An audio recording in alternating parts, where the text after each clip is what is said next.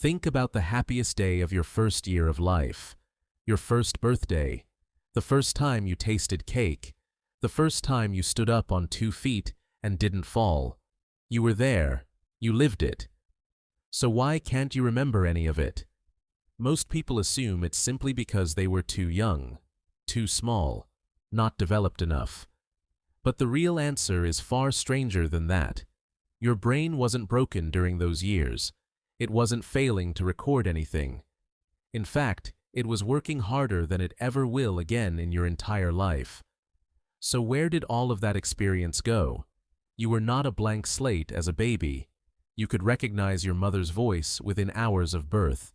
You could feel pain, joy, fear, and comfort. You were forming preferences, habits, even the beginnings of language. Your brain was absorbing an overwhelming flood of information every single day. And yet somehow, almost none of it survived into the person you are now. Scientists have a name for this strange gap. They call it infantile amnesia. It refers to the near-universal inability of adults to recall memories from before roughly age 3 or 4. Sigmund Freud was one of the first to describe this phenomenon over a century ago, though his explanation, rooted in repressed childhood trauma, has not held up well against modern research. What actually causes the gap turns out to be far more mechanical and far more fascinating. To understand it, you have to understand what memory actually requires, not just experience, not just sensation. Memory requires a very specific kind of biological infrastructure, and that infrastructure is still being built while you are a baby. Deep inside your skull sits a small, curved structure called the hippocampus. Think of it as the brain's filing clerk. It doesn't create memories out of nothing. Instead, it takes fragments of experience scattered across different brain regions and binds them together into a single retrievable event. A smell, a sound, a face, a feeling, all stitched into one memory you can later pull up and relive. Here's the problem. In infancy, that filing clerk hasn't finished training yet.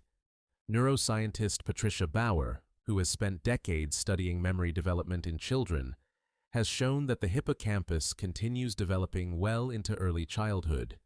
New neurons are still being generated. New connections are still forming. The very structure needed to file away long-term memories is, quite literally, still under construction during the years you're trying to remember. This is why toddlers can absolutely form memories, sometimes vivid ones, in the short term. Ask a 2-year-old what happened yesterday, and they might tell you in surprising detail. But ask that same child, now grown into an adult, what happened on that day 15 years later?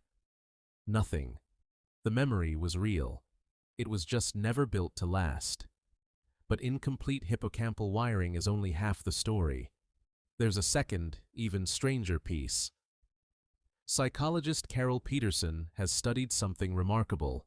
She followed children who experienced significant events, hospital visits, family moves, the birth of a sibling, and tracked what they remembered years later. What she found was that very young children could describe these events in detail shortly after they happened. But the language they had at the time mattered enormously. A memory encoded before a child has the words to describe, it often becomes almost impossible to retrieve once that child grows older and thinks primarily in language. Picture it this way. Imagine storing a photograph in a filing cabinet with no label. Years later, you open the cabinet drawer by drawer, searching. But without a label, without a language-based hook to search by, you might never find it again, even though it's still sitting there. Your earliest memories may not be deleted at all. They may simply be unindexed. There's a third layer to this puzzle, and it may be the most surprising one yet. Cognitive scientist Nora Newcomb and her collaborators have proposed that infantile amnesia isn't just about forgetting old memories. It's about how rapidly your brain is generating new neurons during those first years, especially in the hippocampus. This process is called neurogenesis. New neurons are wonderful for learning, but new neurons need to wire themselves into existing brain circuits, and in doing so, they can disrupt or overwrite connections that were already storing information. Your brain, in its rush to grow and adapt, may have been quietly erasing its own early hard drive to make room for more sophisticated wiring. In other words, the same explosive growth that made you capable of walking, talking, and reasoning may have cost you the very memories of the moments when you first learned to do those things. Here's where it gets stranger still. This isn't just a human experience.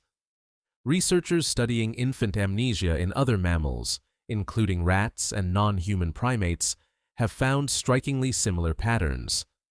Young rats form memories that fade unusually fast compared to adult rats, and that fading correlates directly with the rate of neurogenesis in their hippocampus. This isn't a uniquely human flaw. It appears to be a fundamental cost of having a brain that grows and rewires itself early in life. So by the time you were 4 or 5 years old, your hippocampus had matured enough, and your neurogenesis had slowed down enough that memories finally began to stick. This is why most people's earliest memories cluster around ages 3 to 5, right at the point where the biological instability of infancy settles into something more stable. But here's the modern mirror, the part of this story that reaches directly into your life today. You are shaped by years you cannot remember. The way you attach to people, the way you respond to comfort or stress. Early researchers in attachment theory have long argued that the emotional patterns formed in infancy, patterns you have zero conscious memory of, continue to influence your relationships and instincts well into adulthood.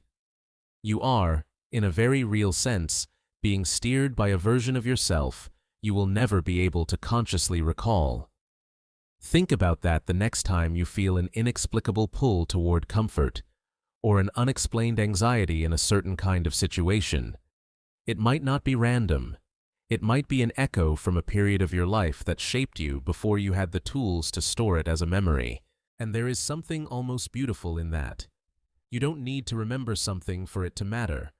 You don't need conscious access to an experience for it to have built the foundation you're standing on right now. Every skill you use without thinking, walking, speaking your first language, trusting or distrusting the people closest to you, all of it was laid down during years that vanished from your conscious timeline.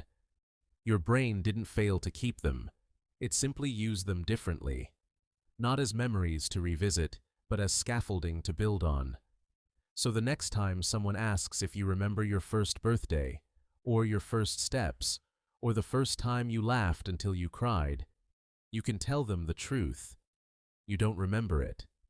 But it's still there, quietly running underneath everything you do. You were there for the beginning of you. You just can't watch the replay.